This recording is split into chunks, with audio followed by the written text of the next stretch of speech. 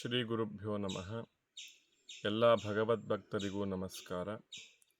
ವಿಶೇಷವಾಗಿ ಈಗ ನಡೀತಾ ಇರತಕ್ಕಂತಹ ಈ ಅಧಿಕ ಮಾಸದ ವಿಷಯವಾಗಿ, ಈ ಅಧಿಕ ಮಾಸ ಅನ್ನುವಂಥದ್ದು ಯಾವಾಗ ಹೇಗೆ ಬರುತ್ತೆ ಅಂತ ಕೇಳಿದರೆ, ನಮ್ಮ ಸಿದ್ಧಾಂತ ವಿಭಾಗದಲ್ಲಿ ಚಾಂದ್ರಮಾನ ರೀತ್ಯ 1 ವರ್ಷಕ್ಕೆ 354 ದಿವಸ, ಸೌರಮಾನ ರೀತ್ಯ 1 ವರ್ಷಕ್ಕೆ 365 ದಿವಸ. ಈ ಸೌರಮಾನ ಚಾಂದ್ರಮಾನ ರೀತ್ಯ ಪ್ರತಿ ವರ್ಷ 11 ದಿನದ ಒಂದು ವ್ಯತ್ಯಾಸ ಅನ್ನುವಂಥದ್ದು ಬರುತ್ತೆ.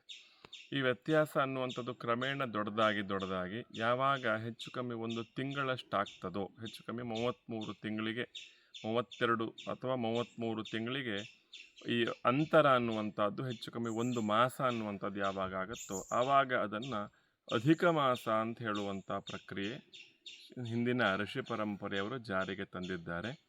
ಇದನ್ನು ಮಲಮಾಸ ಅಂತೂ ಕರೀತಾರೆ. ಅದನ್ನು ಅಸಂಕ್ರಾಂತಿ ಮಾಸ ಅಂತ, ಅಂದರೆ ಯಾವ ಚಾಂದ್ರಮಾಸದಲ್ಲಿ ಸಂಕ್ರಾಂತಿ ಬರುವುದಿಲ್ಲವೋ ಆ ಮಾಸವನ್ನು ಅಧಿಕ ಮಾಸ ಅಂತ ಹೇಳುವಂಥ ಪದ್ಧತಿ ಹಿಂದಿಂದ ಬಂದಿದೆ. ಆ ಪ್ರಕಾರ ಈ ಸಲವು ಈ ಜ್ಯೇಷ್ಠ ಮಾಸದಲ್ಲಿ ಸಂಕ್ರಾಂತಿ ಇಲ್ಲದೆ ಇರುವುದರಿಂದ ಇದು ಅಧಿಕ ಮಾಸವಾಗಿದೆ.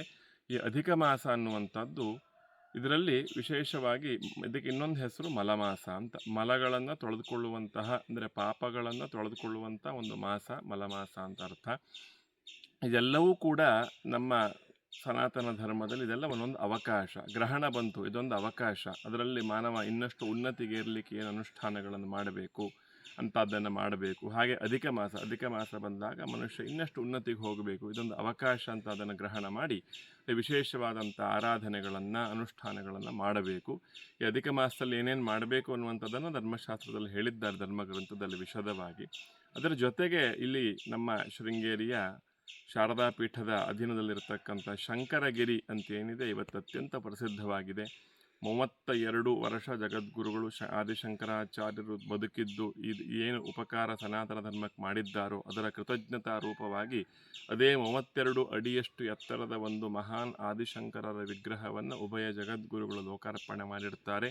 ಈ 32 ಅನ್ನುವಂಥದ್ದು ಸಿದ್ಧಿ ಸಂಖ್ಯೆ. ಇನ್ನು ಮುಂದೆ ಶಂಕರರ ಸಂಖ್ಯೆ ಸಿದ್ಧಿ ಸಂಖ್ಯೆ ಅನ್ನುವಂತಾಗಿ ಅದು ಪ್ರಸಿದ್ಧಿಯನ್ನು ಹೊಂದಬೇಕು. ಜೊತೆಗೆ ಈ ಅಧಿಕ ಮಾಸದಲ್ಲಿ ನಮಃಶಂಕರಾಯ ಎಂಬ ವಿಶೇಷವಾದಂಥ ಒಂದು ಮೂಲಮಂತ್ರವನ್ನು ಜಗದ್ಗುರುಗಳೇನು ಜಗತ್ತಿಗೆ ಕೊಟ್ಟಿದ್ದಾರೆ.